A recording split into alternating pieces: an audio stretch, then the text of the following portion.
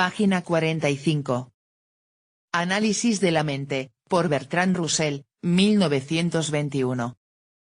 1.3. Deseo y sentimiento. 1. El deseo es un tema sobre el cual, si no me equivoco, solo se puede llegar a opiniones verdaderas mediante una inversión casi completa de la opinión ordinaria e irreflexiva.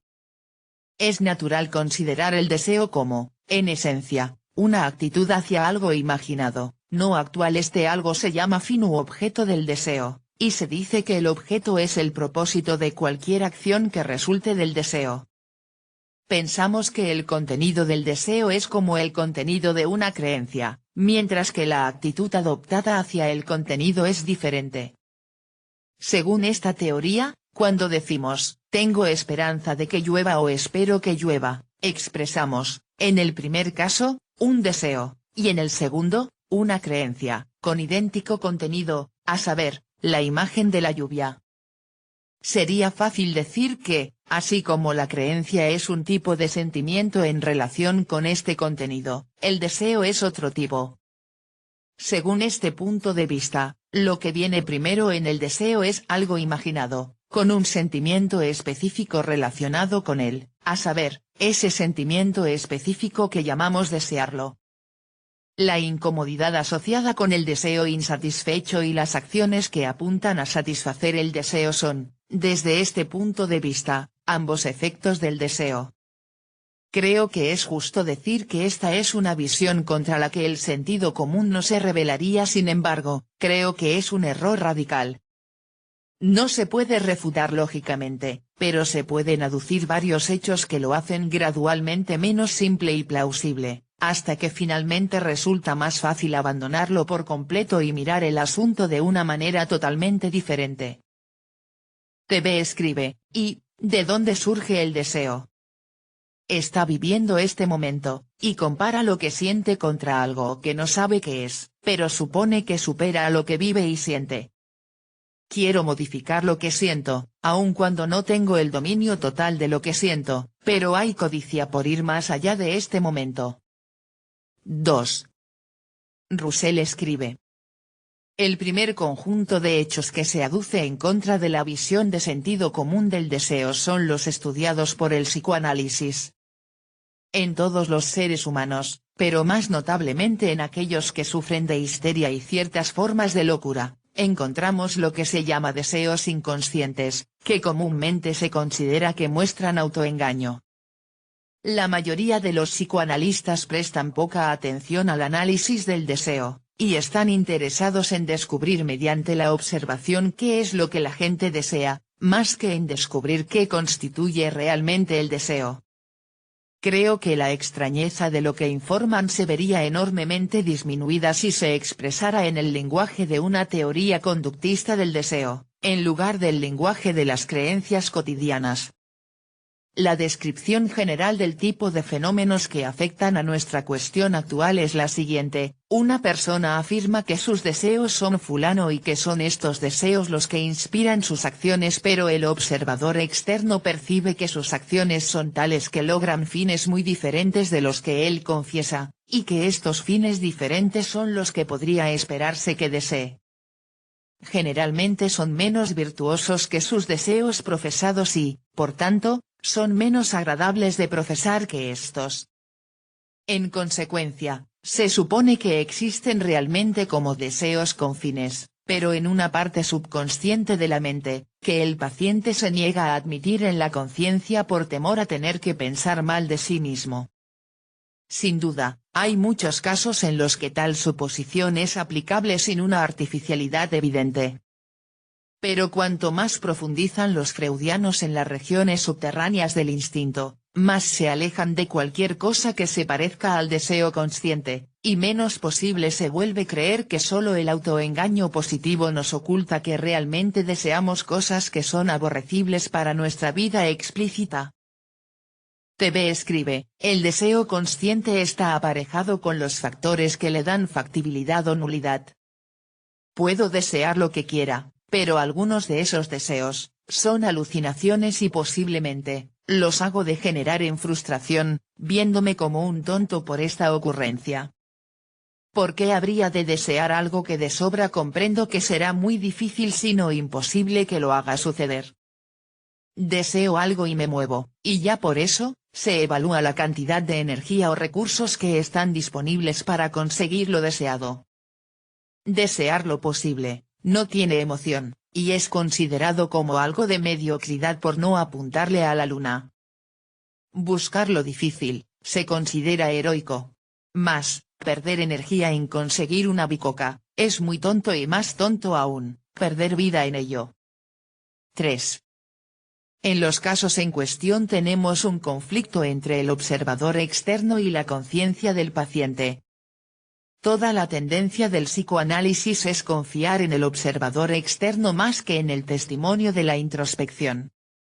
Creo que esta tendencia es del todo correcta, pero para exigir una reformulación de qué asunto deseo, exhibiéndolo como una ley causal de nuestras acciones, no como algo que realmente existe en nuestras mentes. Pero primero consigamos una declaración más clara de la característica esencial de los fenómenos. Encontramos que una persona afirma que desea un cierto fin llamado A, y que está actuando con miras a lograrlo. Observamos, sin embargo, que sus acciones pueden lograr un fin llamado B bastante diferente, y que B es el tipo de fin que a menudo parecen perseguir los animales y los salvajes, aunque se supone que la gente civilizada lo ha descartado. A veces también encontramos todo un conjunto de creencias falsas, del tipo de persuadir al paciente de que sus acciones son realmente un medio para el fin llamado A, cuando en realidad son un medio para el fin llamado B. Por ejemplo, tenemos el impulso de infligir dolor, sobre aquellos a quienes odiamos, por tanto, creemos que son inicuos y que el castigo lo reformará. Esta creencia nos permite actuar sobre el impulso de infligir dolor, mientras creemos que actuamos sobre el deseo de llevar a los pecadores al arrepentimiento. Es por eso que el derecho penal ha sido en todas las épocas más severo de lo que hubiera sido si el impulso de mejorar al criminal hubiera sido lo que realmente lo inspiró. Parece sencillo explicar tal estado de cosas como debido al autoengaño, pero esta explicación es a menudo mítica. La mayoría de la gente, al pensar en el castigo, no ha tenido más necesidad de esconder sus impulsos vengativos de sí misma de lo que ha tenido que esconder el teorema exponencial.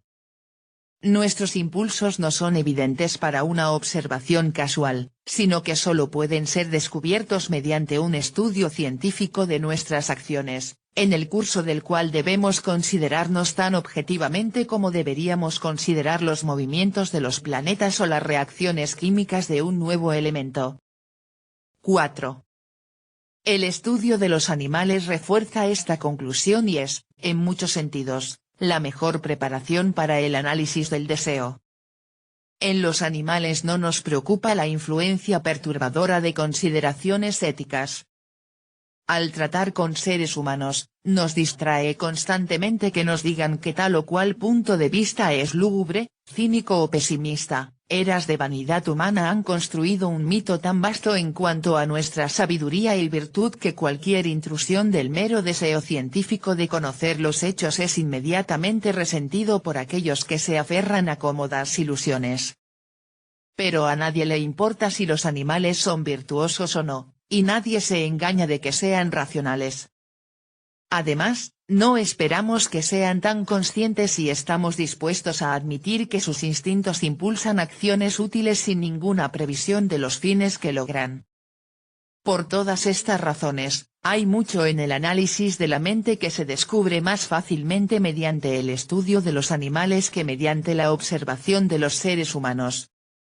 Todos pensamos que, observando el comportamiento de los animales, podemos descubrir más o menos lo que desean.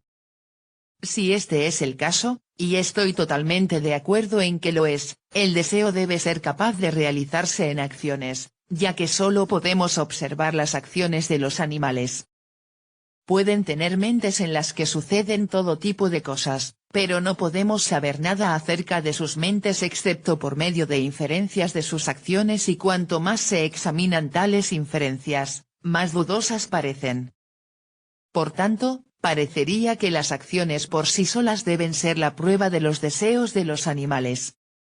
De aquí es fácil llegar a la conclusión de que el deseo de un animal no es más que una característica de cierta serie de acciones, es decir, aquellas que comúnmente se considerarían inspiradas por el deseo en cuestión. Y cuando se ha demostrado que este punto de vista ofrece una explicación satisfactoria de los deseos animales, no es difícil ver que la misma explicación es aplicable a los deseos de los seres humanos. 5. A partir del comportamiento de un animal de tipo familiar, juzgamos fácilmente si tiene hambre o sed, si está contento o disgustado, si es curioso o está asustado. La verificación de nuestro juicio, en la medida en que la verificación sea posible, debe derivarse de las acciones inmediatamente posteriores del animal. Si no hay acción, hay incertidumbre. La deducción es posterior al acto, una vez que las cosas se llevaron a cabo. La mayoría de la gente diría que primero infieren algo sobre el estado del animal, si tiene hambre o sed, y así sucesivamente, y luego derivan sus expectativas en cuanto a su conducta mental subsiguiente. Pero este desvío a través de la supuesta mente del animal es puramente innecesario. Podemos decir simplemente, el comportamiento del animal durante el último minuto ha tenido esas características que distinguen lo que se llama hambre, y es probable que sus acciones durante el próximo minuto sean similares en este sentido, a menos que encuentre alimento, o sea interrumpido por un impulso más fuerte, como el miedo. Un animal hambriento está inquieto, va a los lugares donde a menudo se encuentra comida, olfatea con la nariz o mira con los ojos o aumenta de otra manera la sensibilidad de sus órganos de los sentidos tan pronto como está lo suficientemente cerca de la comida para que sus órganos de los sentidos se vean afectados, se dirige a ella a toda velocidad y procede a comer, después de lo cual, si la cantidad de comida ha sido suficiente, todo su comportamiento cambia, es muy probable que se acueste y se vaya a dormir. Estas cosas y otras similares son fenómenos observables que distinguen a un animal hambriento de uno que no tiene hambre. La marca característica por la que reconocemos una serie de acciones que manifiestan hambre no es el estado mental del animal, que no podemos observar, sino algo en su comportamiento corporal. Es este rasgo observable en el comportamiento corporal lo que estoy exigiendo llamar hambre, no un ingrediente posiblemente mítico y ciertamente incognoscible de la mente del animal. 6. Generalizando lo que ocurre en el caso del hambre, podemos decir que lo que llamamos deseo en un animal se manifiesta siempre en un ciclo de acciones que tienen unas características bastante bien marcadas. En primer lugar, hay un estado de actividad, que consiste, con las calificaciones que se mencionarán ahora, de movimientos que pueden tener un cierto resultado. Estos movimientos, a menos que se interrumpan, continúan hasta que se logra el resultado, después de lo cual suele haber un periodo de relativa inactividad. Un ciclo de acciones de este tipo tiene marcas por las que se distingue ampliamente de los movimientos de la materia muerta. Las más notables de estas marcas son, 1. La idoneidad de las acciones para la realización de un determinado resultado, 2. La continuación de la acción hasta que se haya logrado ese resultado. Ninguno de estos se puede presionar más allá de un punto. O puede estar, a, presente en cierta medida en la materia muerta, y, b, ausente en gran medida en los animales, mientras que los vegetales son intermedias y muestran solo una forma mucho más débil de la conducta que nos lleva a atribuir el deseo a los animales.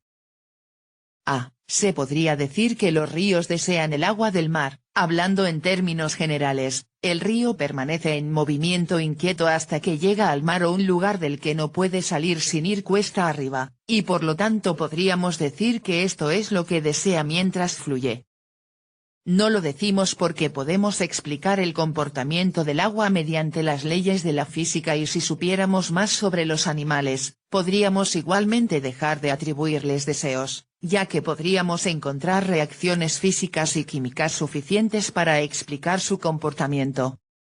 B. muchos de los movimientos de los animales no exhiben las características de los ciclos que parecen encarnar el deseo. En primer lugar, están los movimientos que son mecánicos, como resbalar y caer, en los que las fuerzas físicas ordinarias operan sobre el cuerpo del animal casi como si fuera materia muerta. Un animal que cae por un acantilado puede hacer una serie de luchas desesperadas mientras está en el aire, pero su centro de gravedad se moverá exactamente como lo haría si el animal estuviera muerto. En este caso, si el animal muere al final de la caída, tenemos, a primera vista, solo las características de un ciclo de acciones que encarnan el deseo, específicamente, el movimiento inquieto hasta llegar al suelo y luego la quietud.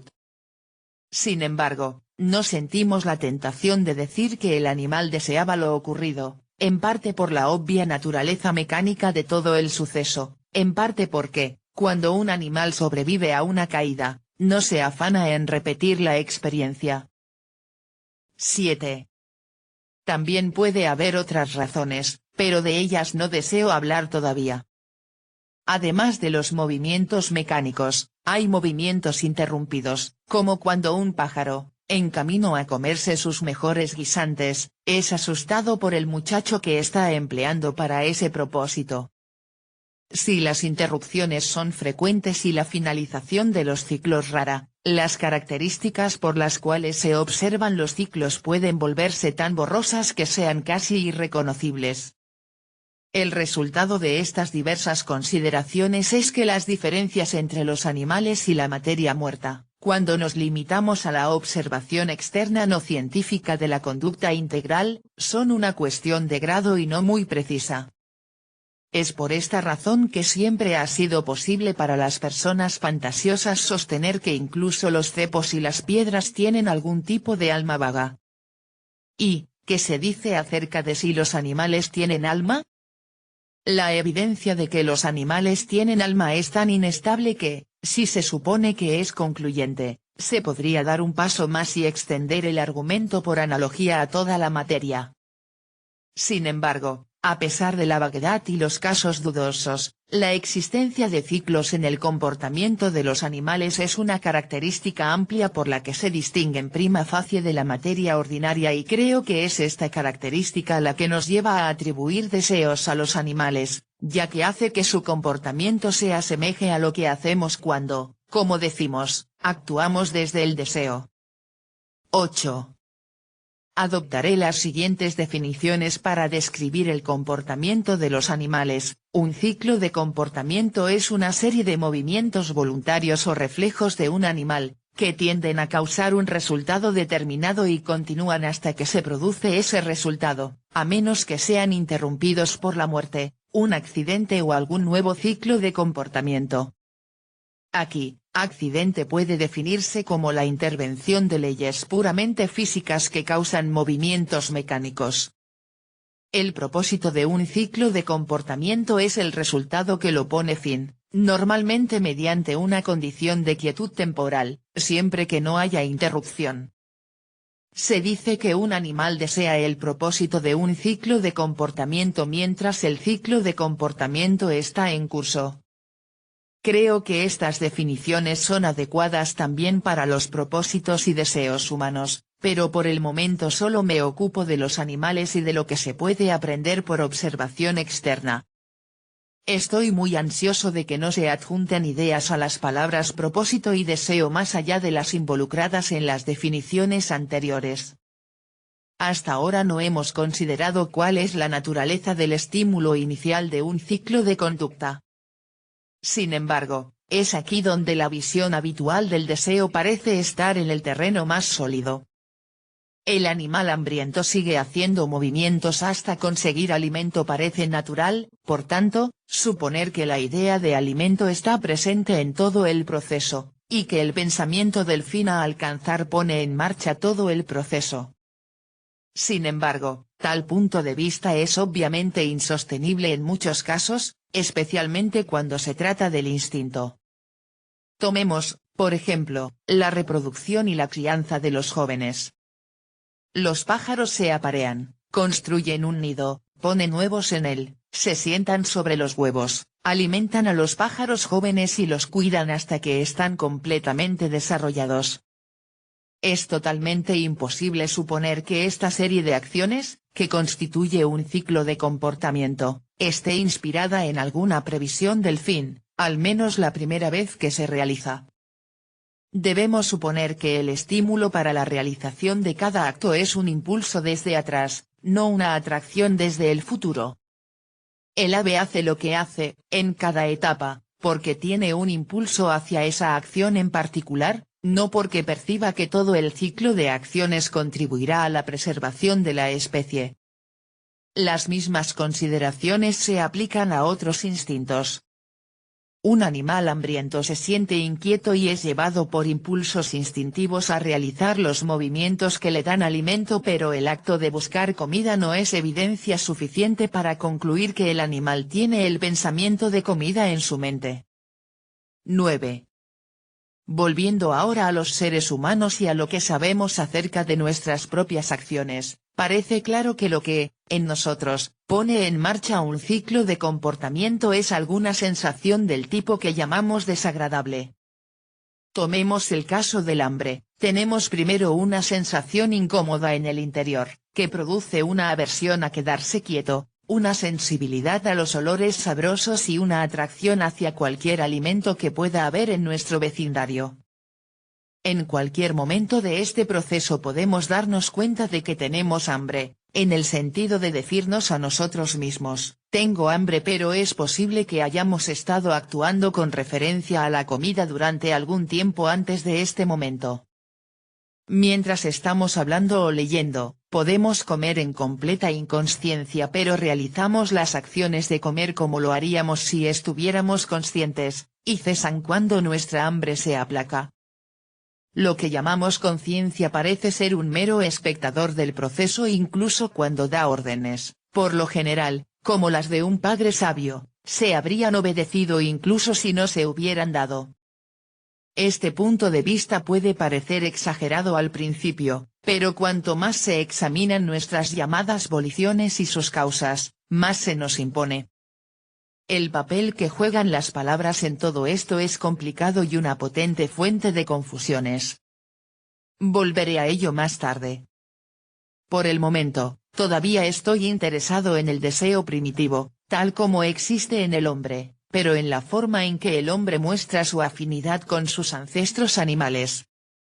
El deseo consciente se compone en parte de lo que es esencial para desear, en parte de creencias sobre lo que queremos.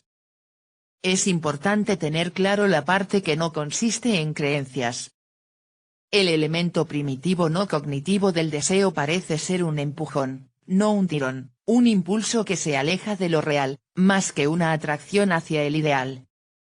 Ciertas sensaciones y otros sucesos mentales tienen una propiedad que llamamos incomodidad. Estos causan tales movimientos corporales que es probable que conduzcan a su cese. Cuando cesa el malestar, o incluso cuando disminuye apreciablemente, tenemos sensaciones que poseen una propiedad que llamamos placer. Las sensaciones placenteras no estimulan ninguna acción o, como mucho, estimulan una acción que es probable que las prolongue. Volveré en breve a la consideración de lo que son la incomodidad y el placer en sí mismos. Por el momento, es su conexión con la acción y el deseo lo que nos preocupa. Abandonando momentáneamente el punto de vista del conductismo, podemos suponer que los animales hambrientos experimentan sensaciones que implican incomodidad y movimientos estimulantes que parecen llevarlos a la comida que está fuera de las jaulas. Cuando han alcanzado la comida y la han comido, cesa su incomodidad y sus sensaciones se vuelven placenteras. Parece, erróneamente, como si los animales hubieran tenido presente esta situación en todo momento, cuando en realidad han sido empujados continuamente por la incomodidad. Y cuando un animal es reflexivo, como algunos hombres, llega a pensar que tenía en mente la situación final en todo momento, a veces se trata de saber qué situación traerá satisfacción, de modo que, de hecho, la incomodidad trae el pensamiento de que la aliviará. Sin embargo, la sensación de incomodidad sigue siendo el motor principal. donde el entorno sirve para estar cómodo, no hay necesidad de andar en guerra. Esto nos lleva a la cuestión de la naturaleza de la incomodidad y el placer.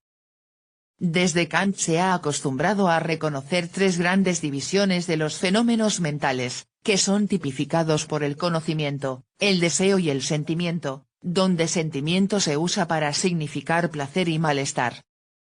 Por supuesto, conocimiento es una palabra demasiado definida. Los estados mentales en cuestión se agrupan como cognitivos y deben abarcar no solo creencias, sino también percepciones, dudas y la comprensión de conceptos.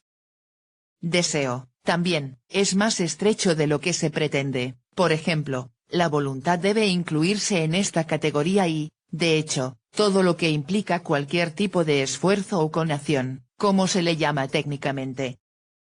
Yo mismo no creo que haya ningún valor en esta triple división de los contenidos de la mente. Creo que las sensaciones, incluidas las imágenes, suministran todo el material de la mente, y que todo lo demás se puede analizar en grupos de sensaciones relacionadas de varias maneras, o características de sensaciones o de grupos de sensaciones. En cuanto a la creencia, daré fundamentos para este punto de vista en conferencias posteriores. En cuanto a los deseos, he dado algunas bases en esta conferencia. Por el momento, es el placer y la incomodidad lo que nos preocupa. En términos generales, hay tres teorías que podrían sostenerse con respecto a ellos. Podemos considerarlos como elementos existentes separados en quienes los experimentan, o podemos considerarlos como cualidades intrínsecas de las sensaciones y otros sucesos mentales, o podemos considerarlos como meros nombres de las características causales de los sucesos que son incómodos o agradables. La primera de estas teorías, a saber, la que considera la incomodidad y el placer como contenidos reales en quienes los experimentan, creo que no tiene nada concluyente que decir a su favor. 10. Se sugiere principalmente por una ambigüedad en la palabra dolor, que ha engañado a muchas personas, incluido Berkeley, a quien proporcionó uno de sus argumentos a favor del idealismo subjetivo. Podemos usar dolor como lo opuesto a placer y doloroso como lo opuesto a agradable, o podemos usar dolor para referirnos a cierto tipo de sensación, al mismo nivel que las sensaciones de calor, frío y tacto. Este último uso de la palabra ha prevalecido en la literatura psicológica y ahora ya no se usa como lo opuesto a placer. El Dr. H. At, en una publicación reciente, ha establecido esta distinción de la siguiente manera: es necesario desde el principio distinguir claramente entre malestar y dolor. El dolor es una cualidad sensorial distinta equivalente al calor y al frío, y su intensidad puede graduarse aproximadamente de acuerdo con la fuerza gastada en la estimulación. La incomodidad, por otro lado, es ese tono de sentimiento que se opone directamente al placer. Puede acompañar a las sensaciones. No son esencialmente dolorosas en sí mismas, como por ejemplo la que se produce al hacer cosquillas en la planta del pie. La reacción producida por los pinchazos repetidos contiene ambos elementos, ya que evoca esa cualidad sensorial conocida como dolor, acompañada de un tono de sensación desagradable, que han llamado incomodidad. Por otro lado, la presión excesiva, excepto cuando se aplica directamente sobre algún tronco nervioso, tiende a provocar más incomodidad que dolor. La confusión entre incomodidad y dolor ha hecho que la gente considere la incomodidad como algo más sustancial de lo que es, y esto a su vez ha reaccionado sobre la visión que se tiene del placer, ya que la incomodidad y el placer están evidentemente al mismo nivel a este respecto. Tan pronto como la incomodidad se distingue claramente de la sensación de dolor, se vuelve más natural considerar la incomodidad y el placer como propiedades de los sucesos mentales que considerarlos como sucesos mentales separados por sí mismos. Por lo tanto, descartaré la opinión de que son sucesos mentales separados y los consideraré como propiedades de experiencias que se llamarían respectivamente incómodas y placenteras. Queda por examinar si son cualidades reales de tales ocurrencias, o son meras diferencias en cuanto a propiedades causales. Yo mismo no veo ninguna forma de decidir esta cuestión. Cualquiera de los dos puntos de vista parece igualmente capaz de dar cuenta de los hechos. Si esto es cierto, es más seguro evitar la suposición de que existen cualidades intrínsecas de los sucesos mentales que están en cuestión, y asumir solo las diferencias causales que son innegables. Sin condenar la teoría intrínseca, podemos definir la incomodidad y el placer como consistentes en propiedades causales y decir solo lo que se sostiene en cualquiera de las dos teorías. Siguiendo este curso, diremos, el malestar es una propiedad de una sensación u otra ocurrencia mental, que consiste en el hecho de que la ocurrencia en cuestión estimula movimientos voluntarios o reflejos que tienden a producir algún cambio más o menos definido que implica el cese de la ocurrencia. Placer es una propiedad de una sensación u otra ocurrencia mental, que consiste en el hecho de que la ocurrencia en cuestión no estimula ningún movimiento voluntario o reflejo o, si lo hace, estimula solo aquellos que tienden a prolongar la ocurrencia en cuestión. El deseo consciente, que ahora tenemos que considerar, consiste en el deseo en el sentido discutido hasta ahora, junto con una creencia verdadera en cuanto a su propósito, es decir, en cuanto al estado de cosas que traerá la quietud con el cese de la incomodidad. Si nuestra teoría del deseo es correcta, una creencia en cuanto a su propósito puede muy bien ser errónea, ya que solo la experiencia puede mostrar qué hace que cese un malestar. Cuando la experiencia requerida es común y simple, como en el caso del hambre, el error es poco probable.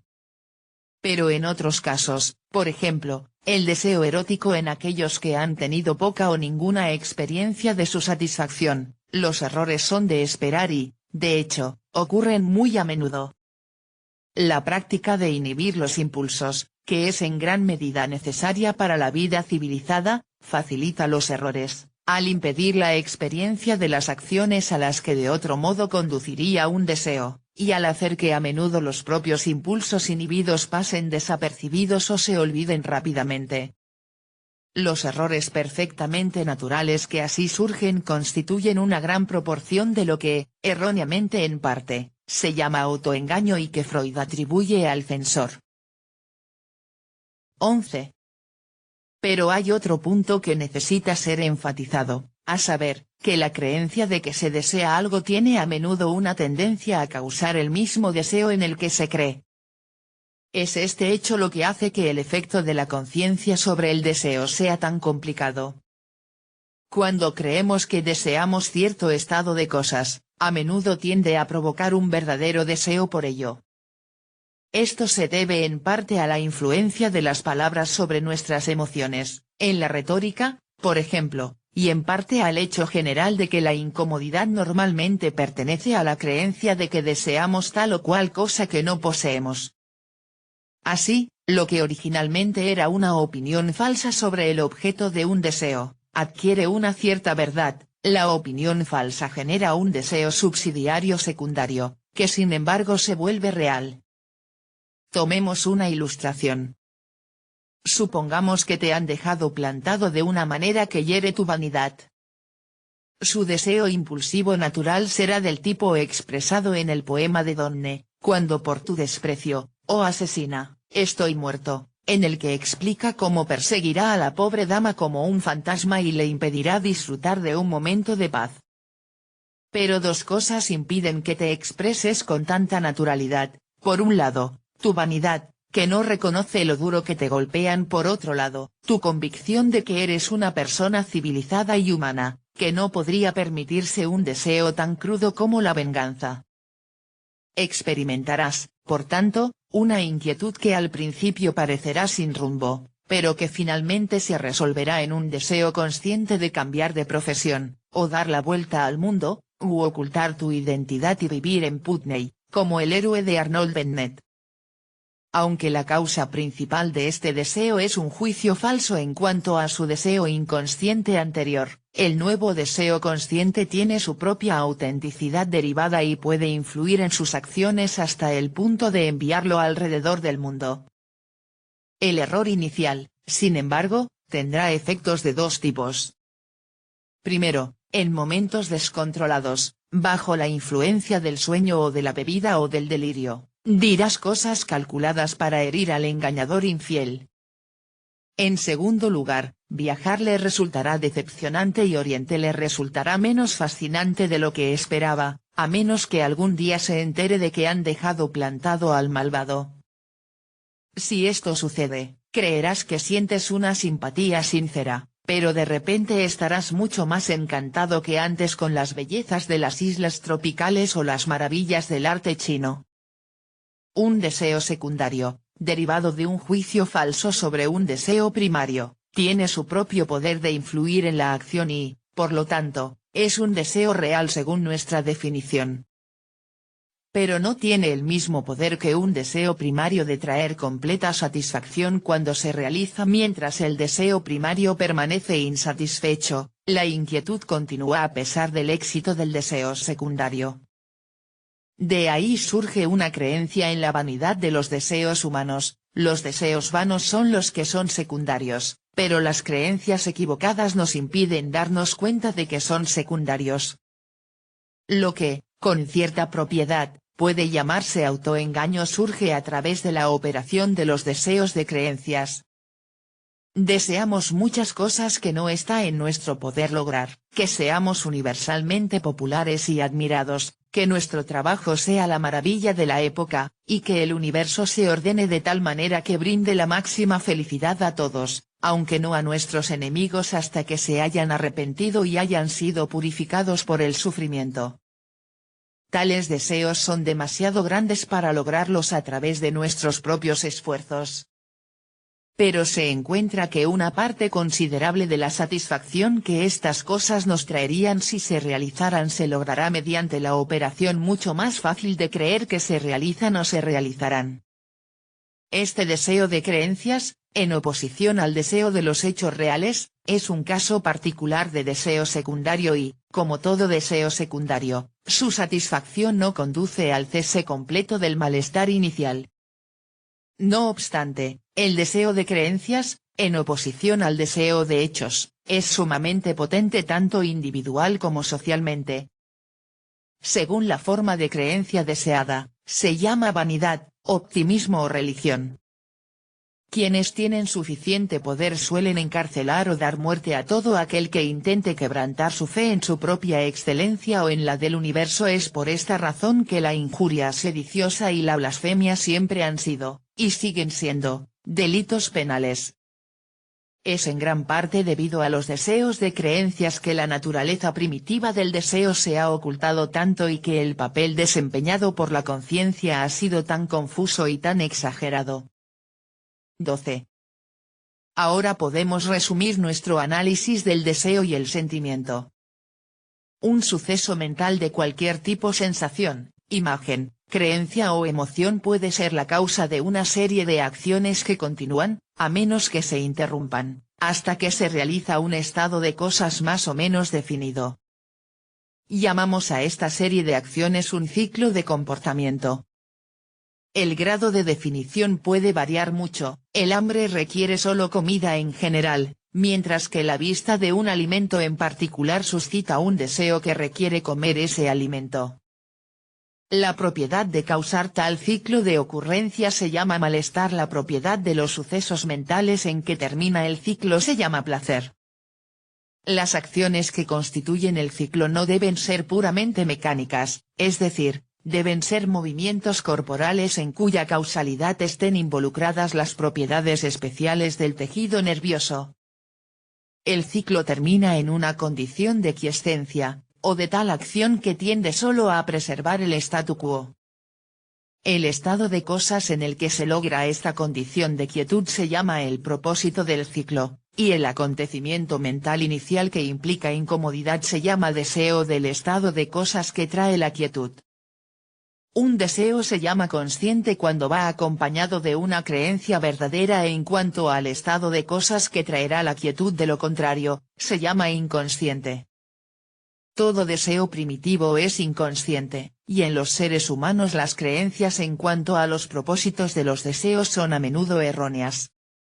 Estas creencias erróneas generan deseos secundarios, que provocan varias complicaciones interesantes en la psicología del deseo humano, sin alterar fundamentalmente el carácter que comparte con el deseo animal. Página 58.